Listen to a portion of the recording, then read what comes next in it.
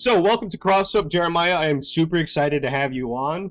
I know you are a huge advocate for the Bloody Roar series, but are there any other fighting games that had a large impact on you? I want to say Darkstalkers and the King of Fighters, most definitely. Darkstalkers in particular has a lot of character and personality and rich storytelling. Like, aside from the fact that it took very popular, like, Hollywood monsters and other things and just put it into a fighting game, like, that concept's already cool.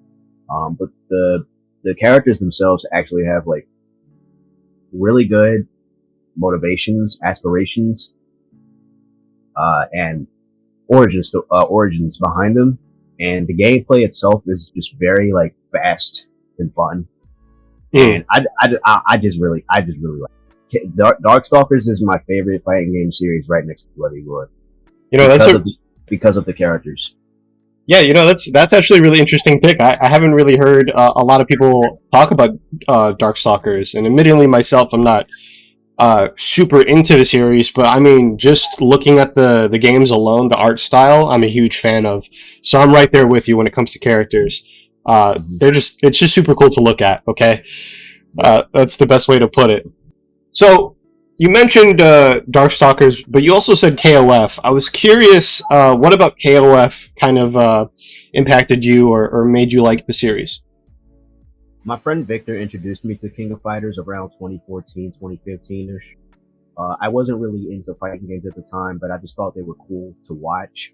So I actually playing him online on FBA Online. This was before, no, Fightcade was still around, but this was before I used Fightcade. Yeah.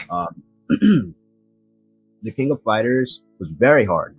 It was a very hard fighting game for me to play, and he was teaching me how to play it, and I really liked Leona Hydern. She might have been the first character that I played in the King of Fighters series, not knowing that she was a charge character, and she had very strict, like, timing on her sequences or links of attacks in her moveset. And in particular, she has a super where you have to jump in the air and do down, forward, down, back really fast. It's a literal V input because the super is a V. It's a V slash. Yeah. And it was just really hard for me to get the timing for it down. And I was told around that time that, like, the old KOF games were pretty hard. And I don't know, it just felt difficult, but still satisfying. It was difficult, but still fun somehow. So it just worked. Yeah. And then I played Blue Mary and Yuri Sakazaki. Yuri, Sakazaki, Blue Mary, and Leona Hydern. Those are, like, my three characters I played in that game for a very long time. And, I just really liked their character designs, and this was before I actually understood, like, their lore and everything like that. But I just thought they were really fun to play. And the King of Fighters is just a series that will always, like, have a room in my hotel that is my heart. So yeah, they have a special place. Yeah. Well said. And which KOF was this that you were playing online with your friend? Oh, I want to say it was probably 2002, and, like, the Raw 2002, not Unlimited Match, but the original 2002, and maybe the King of Fighters 2001 and 2000. It was like, it fluctuated between those three games if my memory serves me correct. So, Jeremiah, what was your content creation like on YouTube? I started on YouTube in 2011 from my grandmother giving me my first camera. It was about this size. Quality went up to 1080p, but it had a lot of noise, so it wasn't crisp quality like I have on this Canon camera right here. Yeah. However, I'm still very grateful for that. And the first video I recorded on that was my Pokemon Soul Silver gameplay, where I recorded a specific spot of the game and I had the game character's name in the title for whatever reason. And I think I recorded a battle in the game. It was just something I wanted to do. I didn't think too much about it at the time. I was just like, wow, how do I didn't know how to use a camera. And then,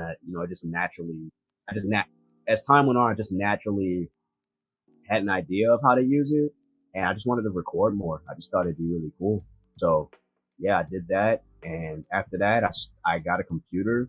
Cause I remember, I was at my grandmother's house doing that video. She had a computer. So I uploaded that on my YouTube from her computer. And eventually when I got my own computer, I started doing GCPM11 / Giancarlo Paramango 11, like update videos on these photoshopped Pokemon Ruby and Sapphire remake box arts, because I didn't have an idea of what Photoshop was. I didn't understand photo manipulation or nothing like that.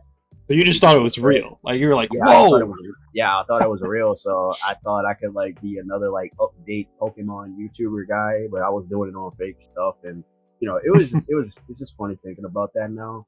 The thing was, even though those things weren't real, it was still hard put behind, because I was really into Pokemon back then. I still love Pokemon. It's one of my favorite series of all time. However, back then, yeah, I was still into it, even if those things weren't legitimate sources whatsoever. Yeah. I befriended a couple of people, JPR Poke Trainer 98, or JPR PT 98 for short. He's a Pokemon YouTuber. He was like he was my first internet. And my friend Kamaru, and I met other people eventually because of Pokemon, like Glitch X City. She does Pokemon remixes and other remixes for other series and stuff like that. I met a lot of people because of Pokemon back in 2011, 2012. 2012, like before PlayStation All-Stars came in, that was the year that kicked in and stuff. Yeah. Pokemon was the one I started with, and then after Pokemon, PlayStation All-Stars was a thing, and people wanted a certain character along with other characters that had an impact on PlayStation history in that game. Crash Bandicoot in particular is the one I'm going to talk about. When he was mentioned, and Omar Kendall did an interview back when Superbot wasn't defunct. Superbot developed the game. Mm-hmm. He was questioned if Crash Bandicoot was going to make it in the game, and he said no comment. And in retrospect, he was too much money to get in the game from Activision, so he couldn't get in the game, unfortunately. However, I still pushed for him to be DLC, because there was DLC for the game. And after that, I went to the store with my grandmother, got Crash to Insanity, hopped it in my PS2, and then my interest for the series resurfaced compared to when I just played it on my cousin's fat PS2 at my grandmother's house. And when I played it at my other cousin's house on his Game Boy Advance, the Huge Adventure in particular, and Crash Bandicoot Entrance. The interest resurfaced, and then it turned into love, and then I started doing content on Crash Bandicoot, getting into PlayStation All-Stars, and then after that whole All-Stars thing was over, I started talking about the series itself. I wanted it to come back, and so I did that. And because I was still a naive / gullible individual, a lot of stuff happened on the internet, a lot of photoshops happened, and nothing really came to be. Until 2013, when PlayStation dropped that PlayStation 4 launch advertisement, and I got a call from my boy Mega Bionic Man 3000. Shout out to Deontay. He called me about the trailer. It was December, I'm pretty sure, when it dropped. And he said to look at the end of the trailer, because Crash Bandicoot was in the PS4 launch advertisement. He's on a sign. It goes from a trash bin to a triangular sign with Crash on it, and then a diamond-looking thing that's supposed to represent the Sony Computer Entertainment logo. So I looked at that and I was like, holy crap. So Crash is coming back, basically. Like, why would they put him in the PS4 launch ad? Like, yeah, he doesn't have a CGI model or anything like that, but he has a presence in the trailer. And I remember back in 2013, you could do a thing. I don't know if this was for all channels or if it was PlayStation exclusive YouTube channel. Excuse me. I don't know if all channels had this feature or if it was just an exclusive feature for the PlayStation YouTube channel. But you could play with the trailer to click and find all the references they hid in the trailer. Oh, wow. And it would reference like the game that reference comes from. And Crash Bandicoot was the first game for Crashes. But what was interesting is that on the sign, they actually used his Crash to Insanity render where he's like giving the thumbs up. And instead of one eye being closed, it's actually both of them. But he's actually a silhouette. So they don't actually use an already render from Crash to Insanity, but it's obviously based on it. Yeah. So, yeah, I looked at that and people thought that a lot of people thought it was just a nostalgia thing, and I get it to some extent because it does reference, the first game the reference comes from, but it's in a PS4 launch ad. Crash Bandicoot was never on the PlayStation 3. He only made it up to the Xbox 360. Crash Might Have Been Mutant was the last game at that time in 2013 when Crash was still dormant. So I thought it was very odd that happened. So from then on, I just kept telling people like, yo, he's going to come back, because there were other PlayStation divisions from different countries posting about him. Like, do you remember this character? Where is he? This and that and the other. I'm like, why are they doing this? This has never happened before. Mm-hmm. Something's obviously happened. There's obviously some developments going on under wraps that they're not saying. And so as a result, I did a video called the Crash Bandicoot PS4 Evidence. It has like over 100,000 views at this point.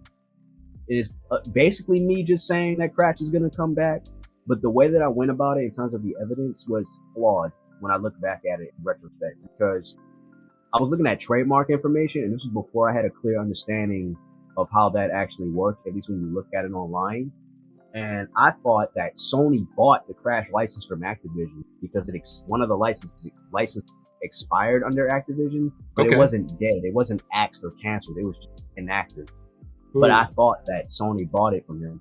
But in actuality, Sony actually just collaborated. We all know at this point they collaborated with Activision to make the Crash Bandicoot Insane Trilogy remake, right? And have some type of some exclusivity with his appearance in Skylanders Imaginators on the PS4 version of that game.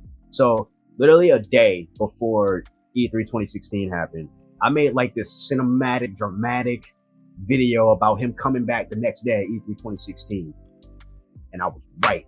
Sean Layden walked up on that stage. He had the Skylanders Imaginators Crash Bandicoot model like walking animation behind him as like a shadow. They had played the Crash 3 Warped theme on the stage. It was orchestral and everything. And then he announced that the trilogy was happening, and then they showed Crash on Next Gen for the first time. And that night, my Twitter got destroyed.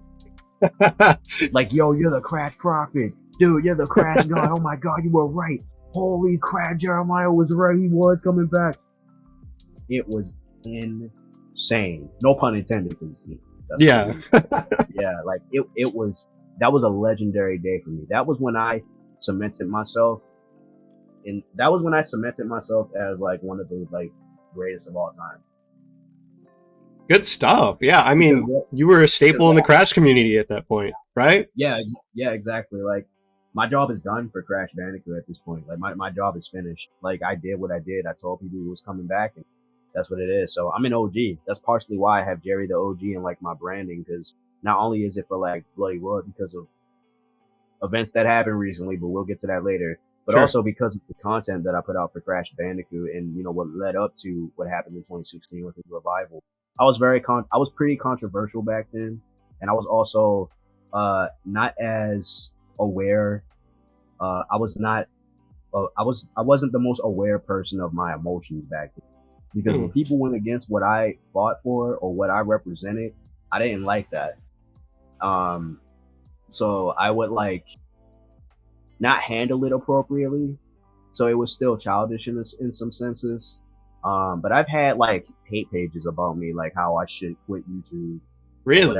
Or whatever the case. Yeah, like Jeremiah Isaiah should leave YouTube. I've had weird edits and stuff. Like, people did not like me. I've been talked crap about on Reddit and everything. And it's just like, dude, it's a video about an orange marsupial that can't even formulate proper sentences. It's like a speculation video. Like, why are people so like adamant? And I mean, it's the internet. Like, there's just ridiculous people that are gonna, as soon as you say an opinion, it's immediately wrong, and it's the worst thing they've ever heard in their life, right? Oh yeah, precisely. And the thing I remind myself with these people on the internet is that they often forget that it's a real world outside, because what you're portraying on the internet won't be able to translate properly in real life. You're only doing it because of anonymity. Yeah, that's the word. Yeah. So it's like, I don't do that. I don't really care anymore, you know. And when I put out my stuff on Reddit now, particularly my Bloody Roar stuff, especially if it's a big project I put out, I'll post it in the FGC Reddit and just leave. I don't care about the replies. Yeah, it's just a tool for me, you know, just to help push the video or whatever, you know. It's just better for my health in the long run. But yeah, I did what I did, and then Crash Bandicoot returned. So you're the prophet. I mean, that's what else can I say? That was very well articulated sort of history lesson of Jerimiah. And I guess now that we're in sort of the present, we can talk a bit more about Bloody Roar and what that means to you and sort of what's been happening recently in this community, right? So, modern Jerimiah, there's a lot of Bloody Roar going on. And, you know, admittingly, Bloody Roar as a series is pretty new to me and possibly to the audience as well. So what would be sort of like your sales pitch to someone that's never played Bloody Roar before? Well, if you have fighting game experience, and if you have experience with Guilty Gear in particular, like Guilty Gear, there's a fair chance that you will like Bloody Roar, because I like to consider Bloody Roar as a 3D anime fighter. It's its own breed, no pun intended. The characters are able to transform into these beasts, and you know, a lot of these characters too, or some of these characters, were born naturally with the zoanthrope genes. Some of them have had latent genes, which were artificially activated. And some of them were just human characters, but went through horrible experiments, unfortunate experiments, and then were able to transform into a beast, which then makes them a zoanthrope. And the plot basically just comes down to good zoanthropes and humans coexisting and wanting peace, but then you have the bad zoanthropes wanting to have zoanthrope superiority over the world, showing that zoanthropes are better than humans, but the good zoanthropes don't want that bad look on them, so they still want to have peace with the humans. So it's like it's a triangular conflict, basically. Right. X-Men, Magneto, or whatever. Oh, yeah, no, that's a good parallel to make, actually. The X-Men thing, right? Professor X, Magneto, stuff like that. Yeah. Mm-hmm. Yeah, wow. Bloody Roar 2 is a great, like, it has a great summary on that. Bloody Roar 2, in my opinion, like, summarizes the story great when it comes to Bloody Roar. And what would you think is, like, the best way to start the Bloody Roar series, would you say? Should I start with just Bloody Roar 1? Is there, like, a reason? Because with a lot of these older games, you know, sometimes playing the first one isn't the best way to start. I was wondering if that's true for Bloody Roar at all. So the only thing that Bloody Roar 1 does horribly is explain anything that's going on in the story. I'll say that right off the bat. Other than that, gameplay wise, Bloody Roar 1 is fun. It'll take a little bit to adjust to, but it's a very much playable game. It's a playable game. It's a good Bloody Roar game. It's very balanced and has a better training mode than Bloody Roar 2. And it also has this mechanic called rave mode, where it actually like speeds up your character, and you have any cancel point, which means you can cancel all of your normals. You can do loops and stuff. However, it's not broken because there's a meter, so eventually the rave mode will run out, and then you'll just be able to like build up your meter gradually to transform again, and then you can activate rave. You can only do rave mode in your beast form, by the way. Okay. So yeah, I think that's pretty good. The music is great. The art style is good. The CGI opening is pretty rough, but like the music slaps. So, you know, it's a very good, presentable game. It's a good game. I would definitely say to get into it. The biggest thing that Bloody Roar like lacks is a list of moves to show what you're doing with your character, which is a big criticism that everyone has for the Bloody Roar series, but it's understandable. That no command list is a big criticism that a lot of people have for the Bloody Roar series, and it's understandable to an extent. And I only say that because you're basically playing 3 characters in one package. Like, if we're talking to like the latest, like most competent, cohesive Bloody Roar game possible, keep in mind all the games don't have a command list at all. So I'm able to say this. Yeah. You're managing 3 characters in one: your human form, your beast form, because when you transform, there's an additional beast button, and your hyper form, which is something that adds 2 or 3. It adds more attributes to your character, essentially. But in terms of what games to start out with, play Bloody Roar 1 or play Bloody Roar 2. I'm just mentioning the technicalities between both the games so people don't get it twisted, because people say that Bloody Roar 2 is the best game in the series. highly disagree. It's the most simple game in the series, but it's not a bad one. The presentation is better than Bloody Roar 1's, I'll say. However, the training mode is not as good as Bloody Roar 1's. And Rave mode that I mentioned that's in Bloody Roar 1, it's into, but you can only get it from beating survival 14 times, defeating 14 opponents in survival to be exact, and then unlocking any cancel point, which is basically what you could do in Bloody Roar 1, except it doesn't have a meter, which means you could do it in human form and your beast form, which means you can constantly loot people and infinite people all the time. That's why when people show me or whenever I see like the Vietnam community playing Bloody Roar 2 with infinite time and any cancel point on, like that's broken. That's legitimately broken. It's not fair because it's broken. It's unbalanced, unlike Bloody Roar 1. So if you're gonna play Bloody Roar 2, at least in a tournament setting, don't have any cancel point on. Don't have any cancel point on, and play on 60 seconds, and play with 3 rounds. Okay, there we go. Yeah, that's like Bloody Roar 2 is still a great game. Don't get me wrong. Totally. Clearly, there are 4 good Bloody Roar games and 1 bad one. Bloody Roar 1 and Bloody Roar 2 are like great games to start off with. Just don't play the PS3/PSN versions because they have hiccup/slowdown issues because the way that the PS3 reads those games, the emulation is read on the game, messes with it and stuff like that. So you're better off emulating or getting physical copies of it. Yeah. And, okay, yeah. Well, that was actually a really good breakdown. Start with 1, guys. Like, just start from the beginning. And I was actually curious how you got into the Bloody Roar series. So I mentioned it in my Bloody Roar Forever video I released recently. Yes. My friend Victor introduced me to Bloody Roar back in 2015, and I played Bloody Roar 2 on the PS3 for the first time. And Uriko Nonomura, the half-beast, cat-like beast form character, was the first character I played. And Alice Tsukagami, the rabbit, was the second character I played in that game. And I just thought the music sounded great. Jun Kajiwara actually made the soundtrack for that game, at least the console music, which are just the character themes. He did the OST for the KOF games as well, a good handful of them. Oh, wow. So having him on like Bloody Roar 2 was like really good. Nice. The soundtrack was good. The art style has a very pseudo-realistic art style to it, very expressive, and it's just really good. The game is very grounded in terms of presentation, as well as like the story and everything. So it's a really good game. Most simple game in the series, but I think Bloody Roar 1 or 2 or both are like good starts to like play the games. So you started on the PSN version, which was the more unfortunate, little laggy one, right? Yeah, and then it's playable, but yeah. Yeah. So then you moved over. I guess let's talk about when exactly did you sort of find the Bloody Roar community online specifically? So I found the Bloody Roar Discord when it was when I posted my Twitch highlight of me playing as Uriko Nonomura on Twitch, thinking that I was doing combos, but I actually wasn't doing like legitimate setups. This is obviously before I had an understanding of how the game worked and everything.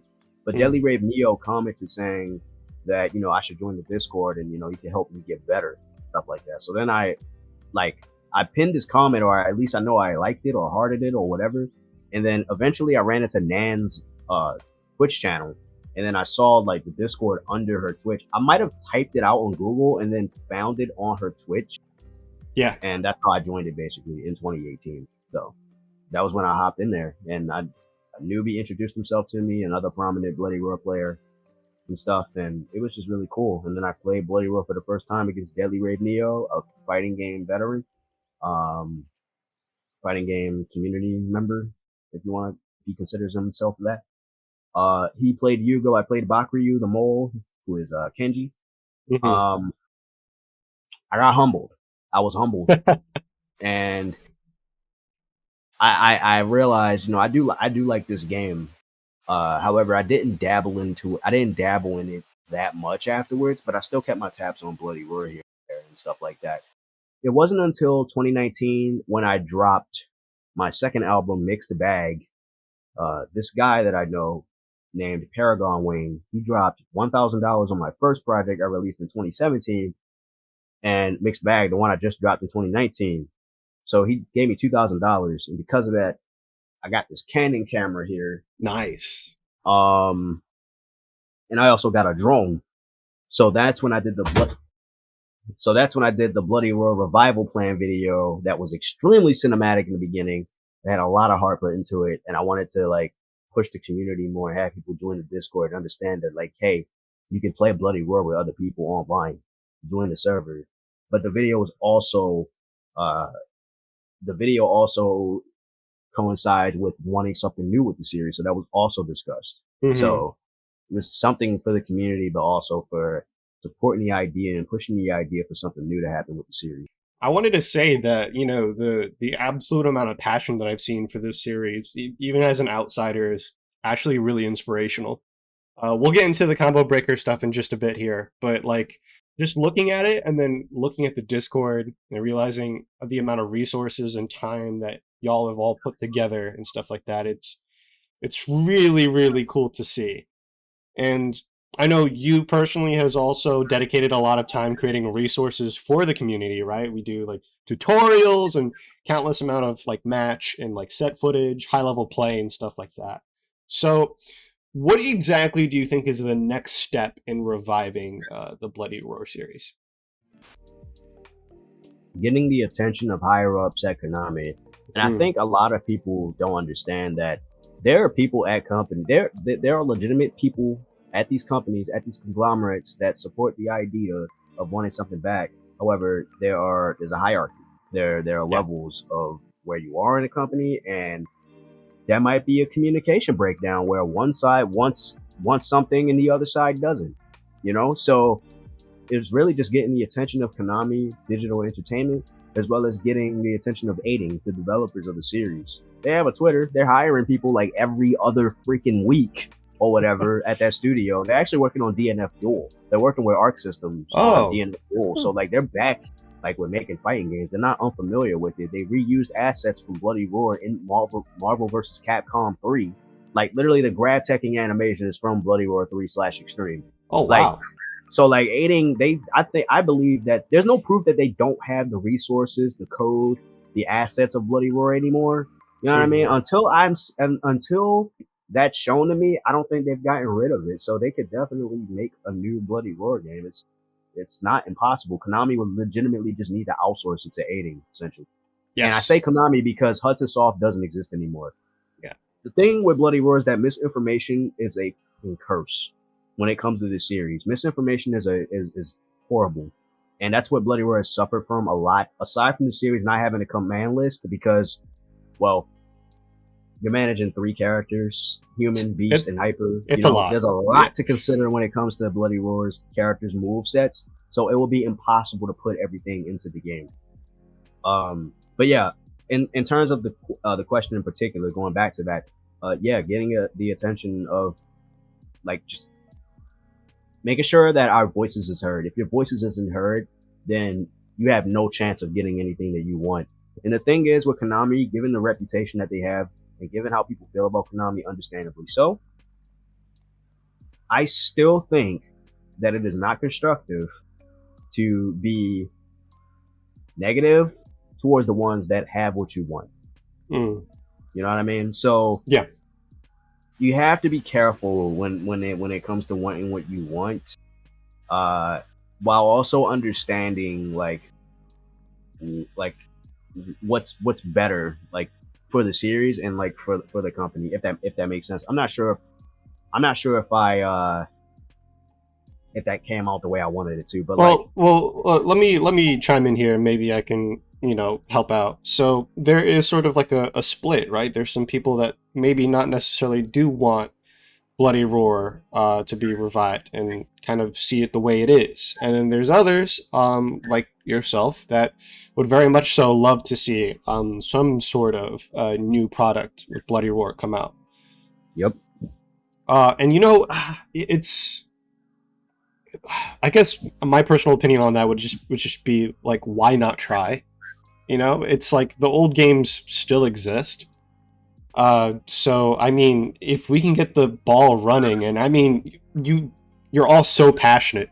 That whole community is just constantly working on something. And you were just mentioning earlier about the fan dubs of Bloody Roar 2, right?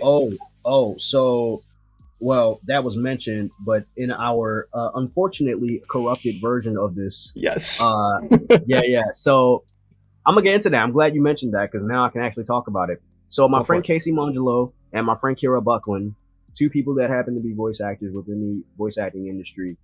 Casey Mongelo voices Shinji Ikari in the Evangelion redub Netflix series and movies. Uh, Kira Buckland voices 2B from Near Automata, Thailand from Soul Calibur 6, and Kyoko in River City Girls, as well as a bunch of other characters and stuff like that.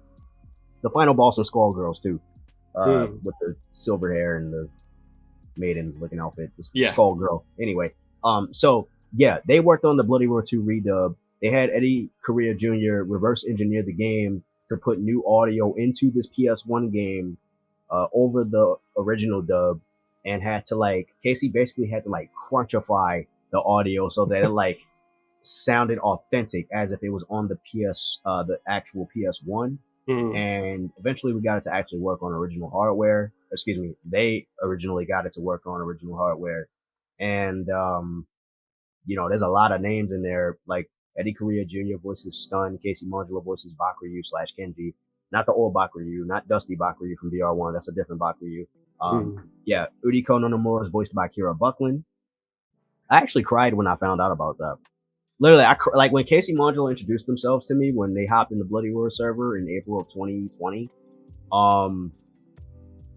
When they told me that they were roommates with Kira Buckland, literally Kira was sitting next to them playing Animal Crossing, and Wow. they told me that they were voicing Uriko, my favorite character in the game. And me having history with Kira prior to me even prior to 2020, DMing her on Twitter and stuff because of something I did, I legitimately cried. Because at that point, it felt like it came full circle. I was like, wow, now I'm that's just it's that happening. was a trip. Yeah, that was a trip. It's happening. Whoa. Yeah. And so when it came to the redub for Bloody Roar 2, I figured, you know what? If you're actually really serious about this, because I didn't know who Casey Mongelo was. You know what I mean? Until I saw their IMDb profile and stuff like that. Because I was streaming that night when they were talking about the project in the Discord and everything, and people thought it was nice and everything, but I don't think they actually realized there's an official there's an actual voice actor in here, bro, an industry voice in this joint. Yeah. So eventually I got to know them more personally, and I was wearing my Hudson Soft hoodie at the time. I'm not wearing it now, and they thought that was cool. They were surprised that I even knew about Hudson because Hudson, they existed before I was even born. They're the company that produced Bomberman and Bloody Roar before they got absorbed in 12 by Konami, along with all their IPs and stuff. So yeah, I told them, look, if you want nothing but constructive feedback when it comes to Bloody Roar 2, this redub project, talk to me and talk to SCXCR. We're the other two people that are knee deep into the series and have a understanding of the games and stuff. Other people in the Discord, they primarily play Bloody Roar on Bloody Roar Extreme Online, and when you have a conversation about Bloody Roar having something new in the series, in the future, it's a conversation that unfortunately doesn't last long, and it's why I typically don't talk about it, because people are either very doubtful or pessimistic. And this is what I meant earlier about being careful about something you want, but also be careful about what you want, because you have to understand that those people are the ones that have the power. They have the control to enable these things, to make these things happen. There's a hierarchy, you know what I mean, in the industry. So you gotta be careful. But basically I was just telling them, if you want feedback that you're actually going to need regarding this redub, keep it under wraps. Just talk to me, talk to SCXCR about it. I told a couple of other people about it, friends. And basically I have this server where me and Casey and Kira and a good amount of other people, we just chill. You know what I mean? And I even beyond the redub, we legitimately just talk. And I met Casey Mongelo and Kira Buckland in person for the first time. Literally just go watch my PAX East 2022 video. I met them and in person for the first time, it was amazing. We had a panel for Bloody Roar 2's redub project. Go look at that on SCXCR's channel. I got little bits and increments of it in my PAX video.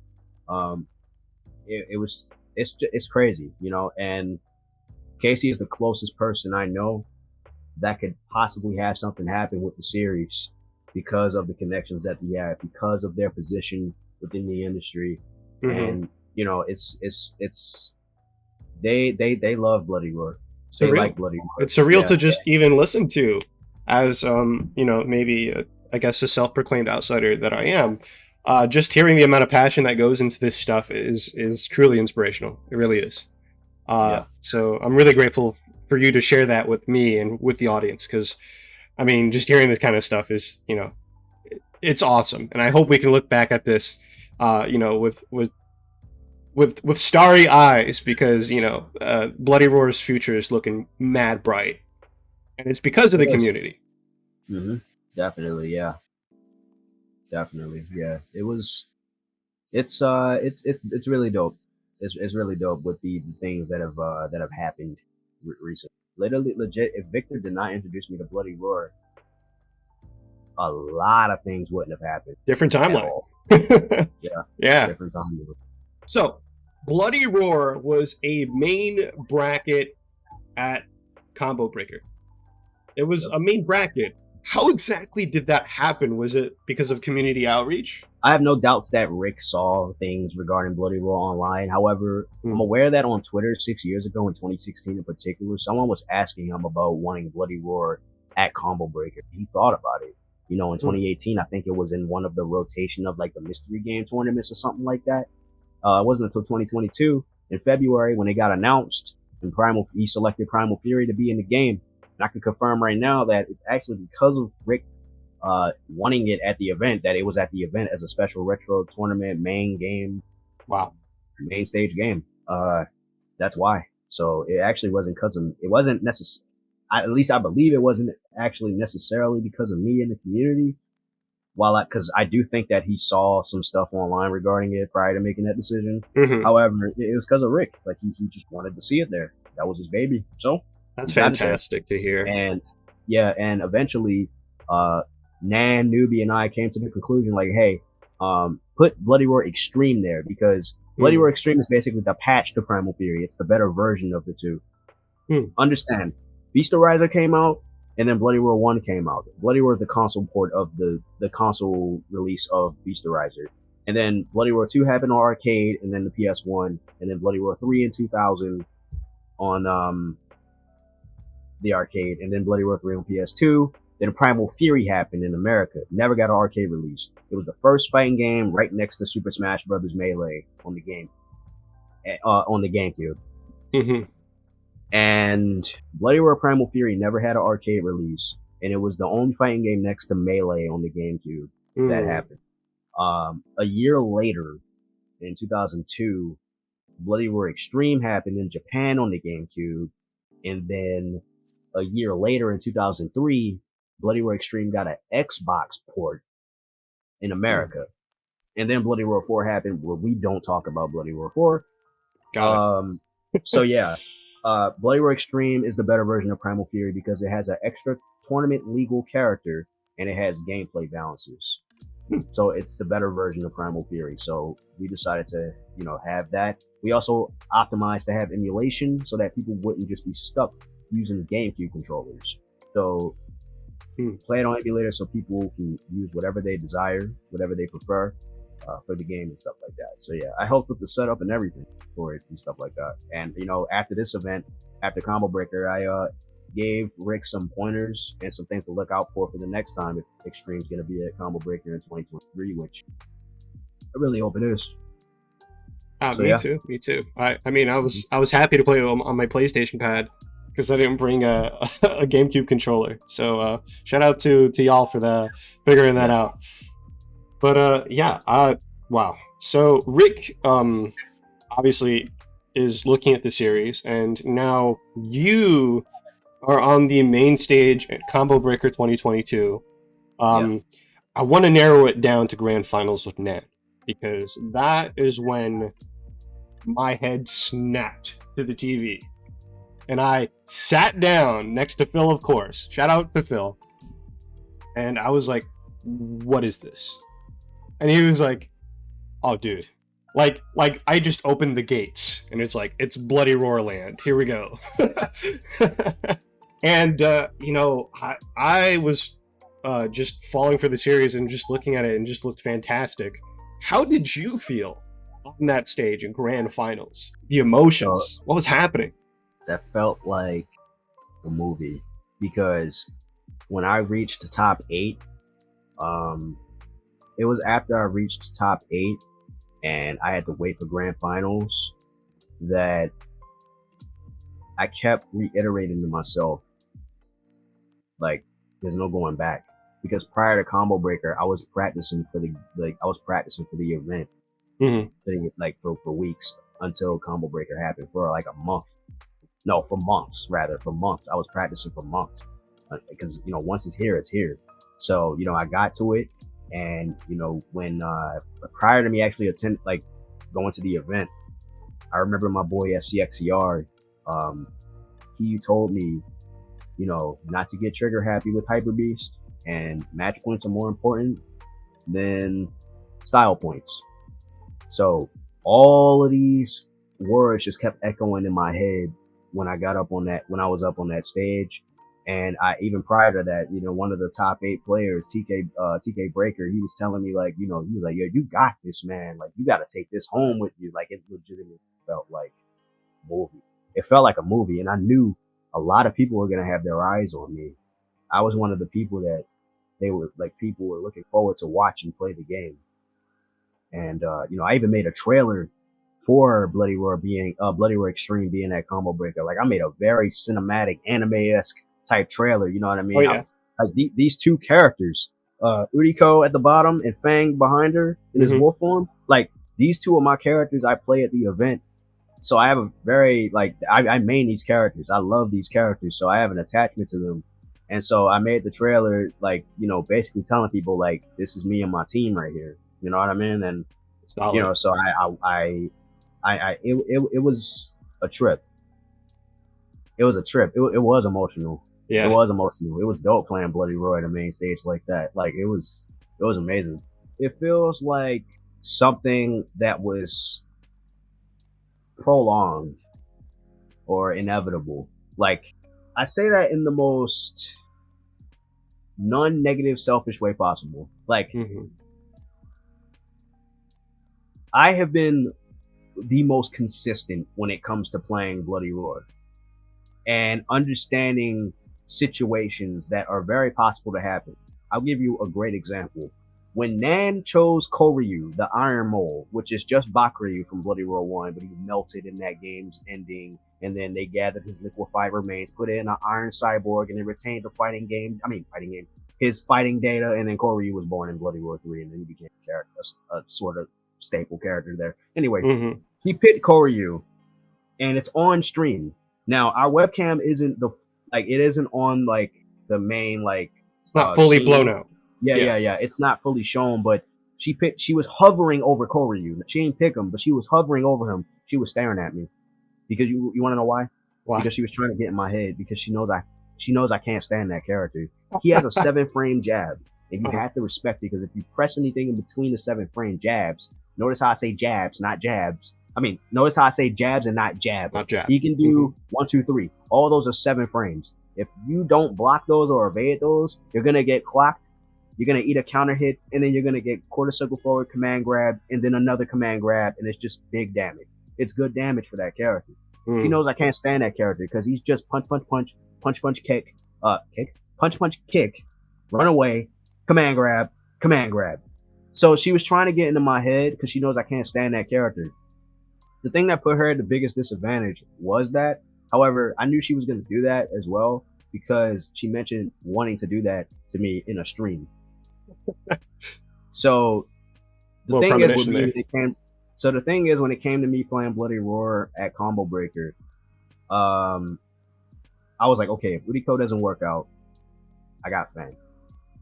So my first match, I played against PND Mustard, won that, And then he had 2 rounds on me in the aircraft carrier stage in the next set. So it was looking like he was going to 3-0 me. But then I made a hard comeback with her. And then I played Uriko against Nan's Jenny. So I was like, all right, Uriko's down. Uriko does not dish out as much damage as Fang. She does not have as strong defense as Fang. So since she lost, I'm playing Fang the entire tournament. So that's what I did. And I played Nan consistently, so I understand how she can play. And I also factored in tournament nerves are a thing. If you were wondering if I had tournament nerves, I definitely did. However, they weren't really prevalent. They didn't last long at all. Because I had experience in the tournament prior at PAX East. Because my friend Chikapu, she encouraged me to play in the Street Fighter V tournament. I got washed 0-2 because the station didn't have my character. And they couldn't do anything about it, which was whack. Really? But I'm not gonna go deep into that. But yeah, I had the experience of people actually behind me watching me play a game. That crowd, so yeah. It was that little experience that didn't even last 20 minutes that gave me that perspective. You could say I kind of had that experience since I streamed, which is like in front of an audience, just not physically. It's not. You know what I mean? It's different. It's different. Yeah, I would say, yeah, for sure. Yeah. So, I just think all of that is why what happened at Combo Breaker happened the way it did. I didn't want to take any risks, and I had a game plan, and I didn't reveal anything either. I just showed it. I showed instead of told. Well, that was a fantastic insight onto like sort of how you felt when you were competing at Combo Breaker. So, Jeremiah, thank you for your time. I had a blast this conversation. Just listening to you talk about Bloody Roar and just the passion. Let the people know where exactly can they follow you, and if you have any closing remarks. So, if you want to find me on Twitch, you can type in JeritheOG. You might find it in my bio, but my Twitch username is actually Jerimiah Isaiah because that's how my online alias started.